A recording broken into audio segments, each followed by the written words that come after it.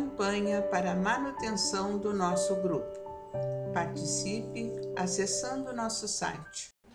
Olá, irmãos, sejamos todos bem-vindos para mais uma vez, mais uma oportunidade de leitura e reflexão em torno do nosso Evangelho segundo o Espiritismo, em nome do nosso Grupo Espírita Francisco Xavier.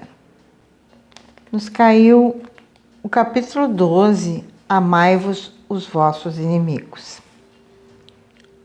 O item 11, o duelo. Só é verdadeiramente grande aquele que, considerando a vida uma viagem que o há de conduzir a determinado ponto, pouco caso faz das asperezas da jornada e não deixa que seus passos se desviem do caminho reto. Com o olhar constantemente dirigido para o termo a alcançar, nada lhe importa que as urzes e os espinhos ameacem produzir-lhes arranhuras, umas e outras lhe roçam a epiderme, sem o ferirem, nem impedirem de prosseguir na caminhada. Expor seus dias para se vingar de uma injúria é recuar diante das provações da vida. É sempre um crime aos olhos de Deus. E se não fosseis como sois, iludidos pelos vossos prejuízos, tal coisa seria ridícula, uma suprema loucura aos olhos dos homens. Há crime no homicídio em duelo. A vossa própria legislação o reconhece. Ninguém tem o direito, em caso algum, de atentar contra a vida de seu semelhante. É um crime aos olhos de Deus, que vos traçou a linha de conduta que tendes a seguir. Nisso, mais do que em qualquer outra circunstância, sois juízes em causa própria. Lembrai-vos de que somente vos será perdoado conforme perdoardes, pelo perdão que vos acercais da divindade, pois a clemência é irmã do poder. Enquanto na terra correr uma gota de sangue humano, vertida pela mão dos homens, o verdadeiro reino de Deus ainda se não terá implantado aí. Reino de paz e de amor que há de banir para sempre do vosso planeta a animosidade, a discórdia e a guerra. Então, a palavra duelo somente existirá em vossa linguagem, como longínqua e vaga recordação de um passado que se foi. Nenhum outro antagonismo existirá entre os homens, afora a nobre rivalidade do bem. Adolfo, bispo de Argel, Marmande, 1861. Vejam bem, meus irmãos. Ainda bem que hoje já não estamos com tantas armaduras, nem com tantos apetrechos, né, voltados para o duelo.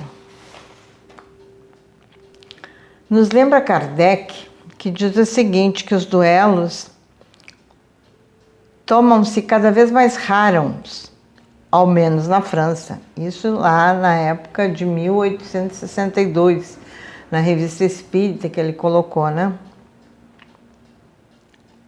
E se vemos ainda, de vez em quando, dolorosos exemplos, seu número já não é comparável aos de outrora. Antigamente, um homem não saía de casa sem prever um encontro, em consequência do que tomava precauções. Um sinal característico dos costumes da época e da gente estava no porte habitual, ostensivo ou oculto de armas ofensivas e defensivas. A abolição desse uso testemunha o abrandamento dos costumes. E é curioso seguir-lhe a gradação desde aquela época em que os cavaleiros jamais cavalgaram sem armadura e armados de lança, até o simples porte da espada, mas mais como ornamento e acessório do brasão do que arma agressiva. Outro traço dos costumes é que outrora os combatentes singulares se davam em plena rua, perante a multidão que se afastava para deixar o campo livre e que hoje são ocultos. É bem verdade, né, irmãos? Hoje os nossos duelos são mentais, já não são mais com armas, muitas vezes. Mas são duelos com atitudes, com palavras, enfim. Hoje, a morte de um homem é um acontecimento comovente. Hoje, 1862. Outrora, não se prestava atenção. O Espiritismo apagará esses últimos vestígios da barbárie, inculcando nos homens o espírito de caridade e de fraternidade. Pois bem, meus irmãos, o Espiritismo vem nos ensinar que esses procedimentos bárbaros já não cabem mais dentro da nossa sociedade, embora existam ainda. E a gente se horroriza muitas vezes com os noticiários, né? Porque ainda se vê esses detalhes, essas coisas, esses duelos, enfim, essas atrocidades que já não deveriam estar mais aqui entre nós.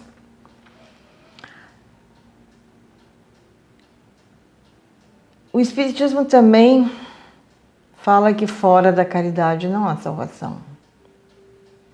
Então, mesmo com todos esses irmãos, nós temos que ser caridosos.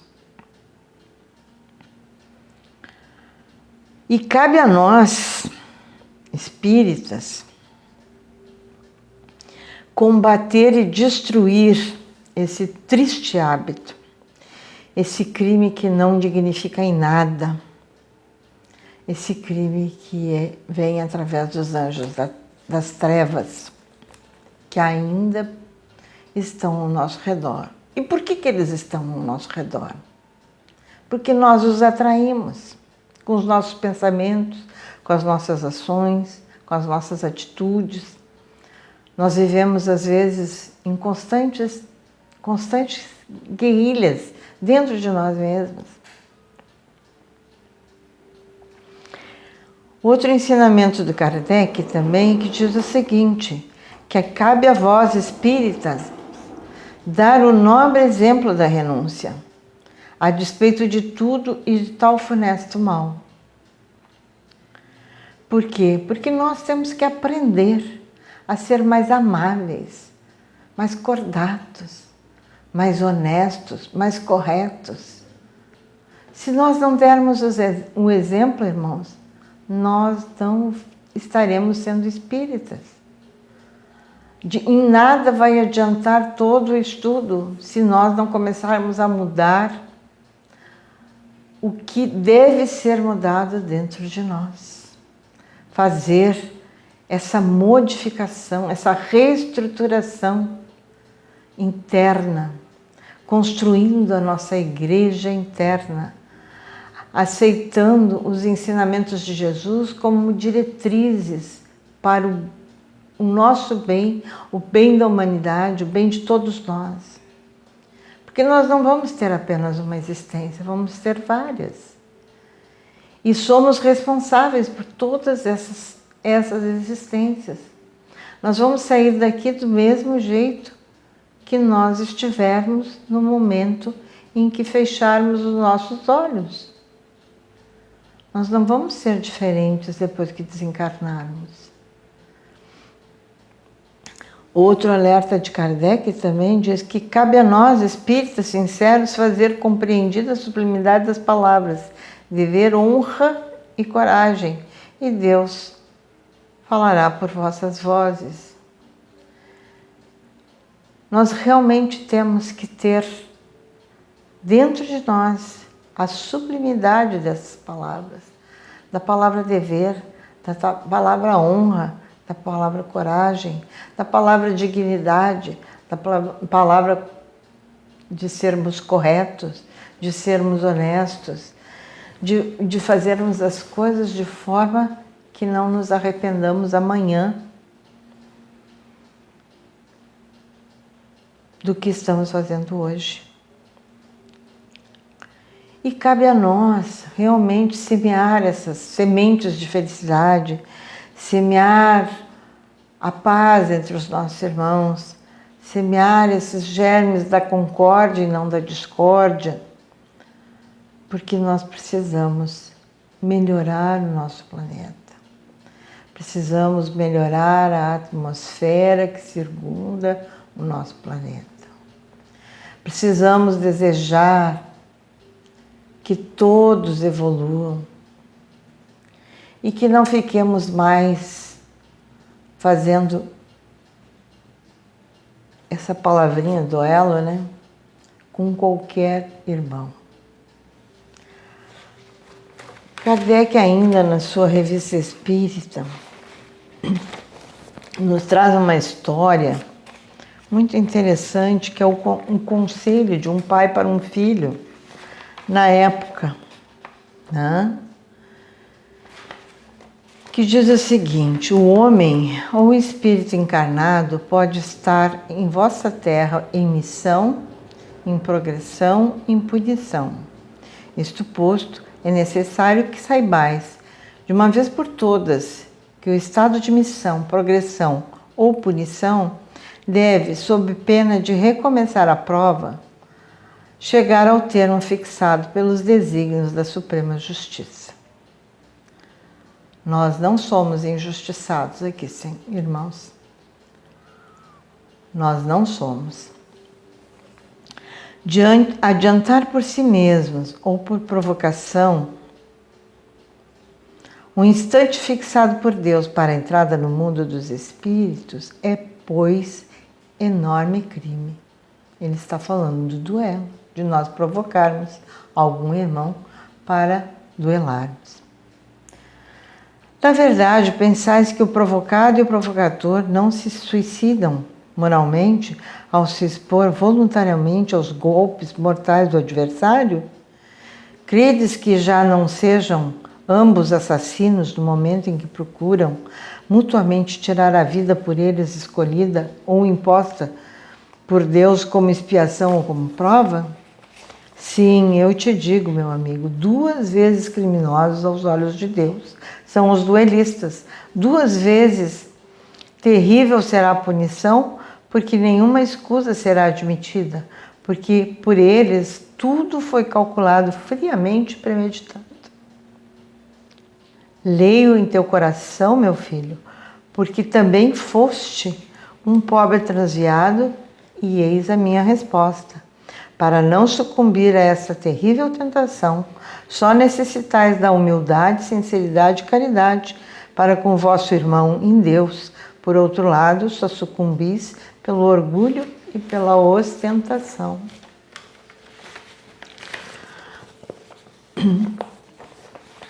Nós temos consequências, irmãos. De todo duelo nós temos consequências espirituais e humanas.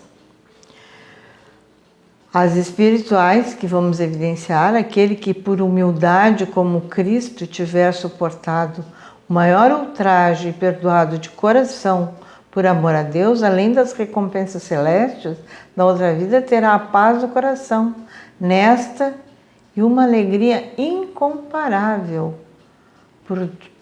por 2 vezes respeitada a obra, por ter respeitado por 2 vezes a obra de Deus. E aquele que por caridade para com o próximo lhe houver lhe provado seu amor fraterno, na outra vida terá a santa proteção e o concurso poderoso da gloriosa Mãe do Cristo, pois ela ama e abençoa os que cumprem os mandamentos de Deus, os seguem e praticam os ensinos do Filho. Aquele que, a despeito dos ultrajes, tiver respeitado a existência de seu irmão e a sua própria, ao entrar no mundo etéreo, encontrará milhões de legiões de bons e puros espíritos que virão não honrá-lo por sua ação, mas provar-lhe, por seu devotamento em facilitar-lhe os primeiros passos na nova existência, a simpatia que soube atrair e os verdadeiros amigos que fez entre eles, seus irmãos. Todos juntos elevarão a Deus sinceras ações de graça por sua misericórdia, que permitiu ao irmão resistir à tentação. Então, essa recomendação que é feita para os nossos amigos espirituais, que resistamos às tentações, principalmente essas que nos levarão com certeza a atitudes e consequências bastante sofridas, não só nessa existência, porque ficaremos com isso na nossa mente e no nosso coração. Os Espíritos também nos recomendam que sejamos felizes aqui e agora, e que essas coisas de duelo, de inquirições, já não pertencem mais ao nosso mundo. Nós, espíritas, temos a obrigação de fazer esse mundo um pouco melhor. O orgulho, a vaidade, isso já não vai nos levar a nada, absolutamente nada. Vamos examinar o nosso interior e com raciocínio, buscando a ajuda dos nossos irmãos do plano espiritual. Quando tivermos dúvida, quando tivermos essas coisas nos atrapalhando a mente, né, vamos pedir ajuda e vamos ser ajudados com certeza. Vamos banir essa palavra do nosso vocabulário, porque nós temos que ser generosos com o próximo e conosco. E fora da caridade não há salvação. Realmente não há, já disse Paulo na epístola para os Coríntios, que fora da caridade não existe salvação. Então vamos ser caridosos, primeiramente conosco e com aqueles que estão no nosso redor. E sempre que tivermos oportunidade, irmãos, vamos fazer a caridade sim. E que possamos, ao longo dessa existência, irmos melhorando cada vez mais, tirando de dentro de nós todos esses sentimentos negativos que só perturbam e nos desviam do caminho do bem. E agora, irmãos, vamos respirando fundo. Vamos fazer as nossas preces, as nossas irradiações, as nossas vibrações coletivas, porque o mundo está precisando dessas vibrações.